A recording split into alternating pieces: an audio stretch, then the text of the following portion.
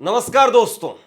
मुसलमानों के साथ में किस तरीके से षड्यंत्र रचे जाते हैं, किस तरीके से साजिश के तहत लोगों को फंसाने का खेल खेला जाता है, इस बात को आपने कई बार देखा है और कई बार अलग अलग वीडियो के जरिए सच भी सामने आया है। अब एक वीडियो निकल करके सामने आई है और उस वीडियो के जरिए बहुत कुछ साफ साफ दिखाई दे रहा है। जरा ये वीडियो आप देखिए। इस वीडियो के अंदर किस तरीके से भगवाधारी झंडे हाथ में लेकर के, भगवा झंडे हाथ में लेकर के और दुकानों से सामान फेंकते हुए नजर आ रहे हैं। आप जरा गौर से देखिए कि कैसे तोड़फोड़ की जा रही है और इनके कपड़ों से पहचानिए। खास बात यह है कि प्रधानमंत्री नरेंद्र मोदी कहते हैं कपड़ों से पहचान लेंगे, तो कपड़ों से पहचानने की कोशिश कीजिए। ये कौन है जो हाथ में भगवा रंग के झंडे लिए हुए हैं और हाथ में भगवा रंग के झंडे लेकर के तोड़फोड़ कर रहे हैं, दुकानों से सामान निकाल निकाल करके फेंक रहे हैं और उसके साथ साथ अपने डंडों से वो कभी बल्ब को तोड़ते हैं, कभी दूसरे सामान को तोड़ते हैं। यानी माहौल को पूरी तरह से डिस्टर्ब किया जा रहा है। एक वीडियो ये है जिसको हमें गौर से देखने की जरूरत है। एक वीडियो जो अभी आपने देखी है इसको आप ध्यान रखिए। एक वीडियो मैं आपको और दिखाता हूं। जरा अब ये दूसरी वीडियो देखिए। इसमें भगवाधारी कुछ युवक, भीड़ वो भागती हुई नजर आ रही है। ये भगवाधारी भीड़ क्यों भाग रही थी? किसने भगवाधारी इस भीड़ को अफवाह फैला करके तितर बितर कर दिया? किसने अफवाह फैलाई कि पथराव हो गया है, पथराव हो गया है? पूरी कहानी को, पूरी क्रोनोलॉजी को गौर से सुनिए और इस खबर को आखिरी तक देखिए। लेकिन उससे पहले ये झंडे लेकर के कौन लोग हैं जो आतंक फैलाने की कोशिश कर रहे हैं, गुंडागर्दी कर रहे हैं खुलेआम।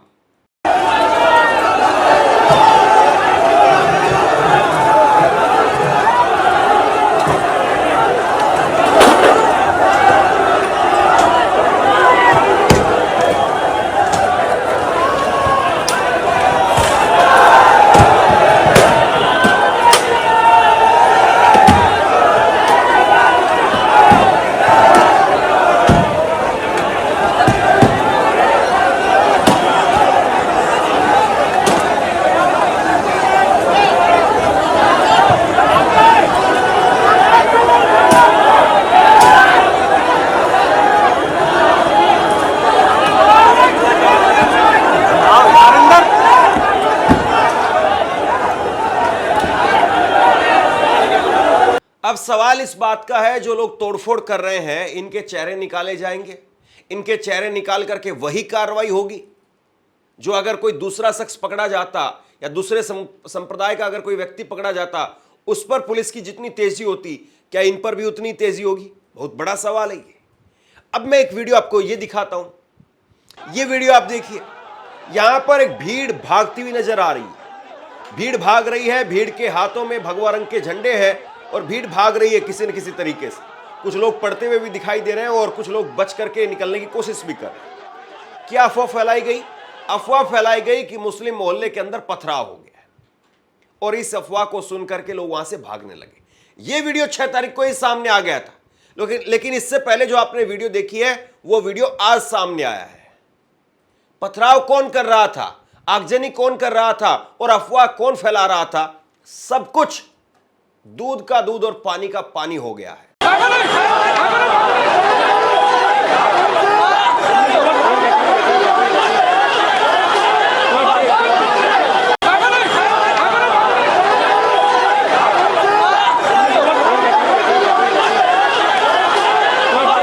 ये लोग जो भाग रहे थे, विश्व हिंदू परिषद ने एक अफवाह फैला दी। विश्व हिंदू परिषद के कुछ पदाधिकारियों ने, नेताओं ने, छुटभइये नेताओं ने, उन्होंने एक अफवाह फैला दी कि पथराव हो रहा है। और ये मैं नहीं कह रहा हूं, मौके से रिपोर्ट कर रहे सचिन गुप्ता, दैनिक भास्कर के रिपोर्टर है, उन्होंने ट्वीट किया 6 अप्रैल को 8:52 मिनट को रात में ट्वीट किया इन्होंने और लिखा कि उत्तर प्रदेश के कानपुर में रामनवमी शोभा यात्रा पर मुस्लिम इलाके में कुछ पत्थर फेंके गए, ऐसा आरोप विश्व हिंदू परिषद के नेताओं का है। डीसीपी शरण सिंह का कहना है कि यह अफवाह प्रतीत हो रही है क्योंकि ईंट पत्थर किसी को नहीं लगा।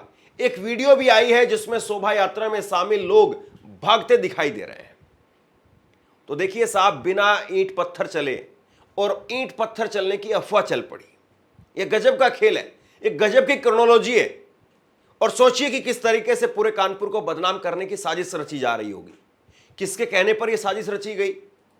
वो भगवाधारी कौन थे जो वहां पर तोड़फोड़ कर रहे थे? 3 एफआईआर इस मामले को लेकर के हो गई है। और अब ये जो वीडियो निकल करके सामने आई कुछ देर पहले जो आपने देखी है, इसको लेकर के चौथी एफआईआर दर्ज हो गई है। 3 एफआईआर दर्ज की गई है। सचिन गुप्ता ने बताया कि कानपुर पुलिस ने रामनवमी शोभा यात्रा के विवाद पर 3 एफआईआर दर्ज की है। मानक के विरुद्ध डीजे लगाना, पुलिसकर्मियों पर हमलावर होना, रामनवमी शोभा यात्रा पर पत्थरबाजी की झूठी अफवाह फैलाना और ध्वनि विस्तारक यंत्र नियमों का पालन नहीं करना, सरकारी कर्मचारियों से उलझना। तो ये कौन लोग हैं जिनको लाइसेंस मिल गया था? कपड़ों से साफ तौर पर पहचाने जा सकते हैं। खास टेक्नोलॉजी है, उस टेक्नोलॉजी से लोग पहचाने जा सकते हैं। आप देखिए कि ये लोग कैसे पूरे समाज में जहर घोलने की कोशिश कर रहे हैं। और सोचिए कि अगर ये वीडियो किसी ने नहीं बनाई होती तो ये सच्चाई भी सामने नहीं आती।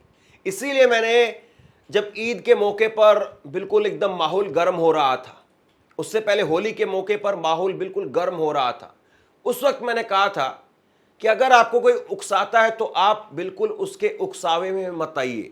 मैंने आपको कहा था, बिल्कुल आपको याद होगा, मैंने कहा था कि अगर आपको कोई उकसाता है तो आप बिल्कुल उसके उकसावे में मत आइए, अपना मोबाइल निकालिए और जहां तहां संभव हो सके वीडियो बना लीजिए। और वीडियो बना करके उसी दिन एक्शन मत लीजिए, आप इंतजार करिए, देखिए कि पुलिस प्रशासन इस पर कोई एक्शन ले रहा है या नहीं ले रहा है। वरना फिर सोशल मीडिया है आपके पास में, फिर उसके बाद में आप वायरल कर दीजिए उस चीज को। यही तरीका है इन लोगों को बेनकाब करने का, बेपर्दा करने का, एक्सपोज करने का, यही तरीका है। अगर आप गंदगी में उतर करके गंदगी को साफ करना चाहेंगे तो गंदगी कभी साफ नहीं होगी, आपके कपड़े और मैले हो जाएंगे। इस बात को आप गहराई से समझ लीजिए। अगर आपको लगता है कि कोई आपको उकसा रहा है, आप उसके उकसावे में आ रहे हैं, नीचे उतर करके उसके साथ में हाथापाई करके उसको सीधा करने की कोशिश करेंगे तो आप खुद टेढ़े हो जाएंगे। आपको इस बात को याद रखना चाहिए। और अगर आप अपने मोबाइल का सहारा लेंगे, कहीं से भी, खिड़की से, छत से, जहां से भी संभव हो सके उसकी वीडियो बनाइए। वीडियो बना करके उसकी वीडियो को अपने पास में सहज करके रखिए। एक दिन इंतजार करिए कि क्या पुलिस प्रशासन इसको लेकर के सख्ती दिखा रहा है, कोई एक्शन ले रहा है, नहीं ले रहा है। नहीं ले रहा है तो सोशल मीडिया आपके पास में है, उसको शेयर कीजिए। और मैंने उस दिन यह भी कहा था कि आप कोशिश करिए कि संबंधित थाने में उस वीडियो को भी पहुंचा दीजिए कि देखिए ऐसा ऐसा हुआ था, आपने कोई कार्रवाई नहीं की। कानून के रास्ते से भी चल करके इन लोगों को एक्सपोज किया जा सकता है। और यही जब ये वीडियो निकल करके सामने आया है तो हुआ है। अब पुलिस इस मामले पर क्या कह रही है, सुन लीजिए। जनपद कानपुर नगर में रामनवमी के दिन सैकड़ों की संख्या में शोभा यात्रा एवं जुलूस निकले, जो पूरी दिव्यता और भव्यता के साथ सकुशल संपन्न हुए। मेस्टन रोड में एक शोभा यात्रा प्रस्तावित थी, उसमें कुछ तथाकथित यूट्यूबरों और असफल करने वाले लोगों के द्वारा अफवाह फैलाई गई। जुलूस में भगदड़ हुई है, मारपीट हुई है, जो सरासर गलत थी। वहां मौजूद लोकल पुलिस ऑफिसर्स ने उसको सकुशल संपन्न कराया। इसमें अज्ञात में कुछ लोगों के विरुद्ध अभियोग दर्ज किया गया है, जिसकी विवेचना प्रचलित है। साथ ही साथ थाना रावतपुर के अंतर्गत ध्वनि की अत्यधिक मात्रा होने के कारण और डीजे की बहुलता होने के कारण, जो कि पूर्व में भी डीजे संचालकों को अवगत कराया गया था कि 2 से अधिक डीजे अनुमन्य नहीं है, उसके बावजूद भी भारी मात्रा में डीजे का उपयोग किया जा रहा था। उसमें कुछ डीजे संचालकों के विरुद्ध अभियोग दर्ज किया गया है। इसमें यहाँ स्पष्ट करना आवश्यक है कि किसी भी संघ के पदाधिकारी के विरुद्ध कोई एफआईआर नहीं दर्ज की गई है, न ही इसमें से कोई पदाधिकारी सम्मिलित था। ये कुछ तथाकथित लोगों के द्वारा अफवाह फैलाई जा रही है, खबर चलाई गई है, जो कि गलत है, निंदनीय है। ऐसे लोगों के विरुद्ध जो नियमानुसार कार्रवाई है वो की जाएगी और जो विवेचनात्मक कार्रवाई है उसको अमल में लाया जाएगा।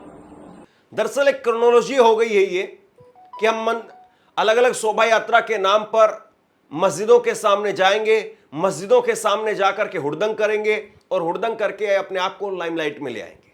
और कोई हमारा कुछ बिगाड़ने वाला नहीं है, क्योंकि हम अपने आप को भगवाधारी कह रहे हैं, हम ये मान करके चल रहे हैं कि तथाकथित भगवाधारी ही सरकार है और वो हमारा कुछ बिगाड़ने वाली नहीं है। किसी पुलिस अफसर की कोई हिम्मत नहीं है और कुछ पुलिस अफसर इस तरह के बचकाने बयान देते हैं जिसकी वजह से इन छुटभइयों को ताकत मिलती है। लेकिन ये भूल जाते हैं कि कानून का जब डंडा चलता है या जब प्रेशर आता है या जब वीडियो वायरल होता है या वीडियो निकल करके सामने आता है तो अच्छे की फिर बखिया उधेड़ने लगती है। एक वीडियो और देखिए आप, ये भी रामनवमी के दिन का ही वीडियो है। ये प्रयागराज से वीडियो निकल करके सामने आया जहां पर कुछ हुड़दंगी दरगाह के गेट पर चढ़ गए और चढ़ करके भगवा झंडा लहराने लगे।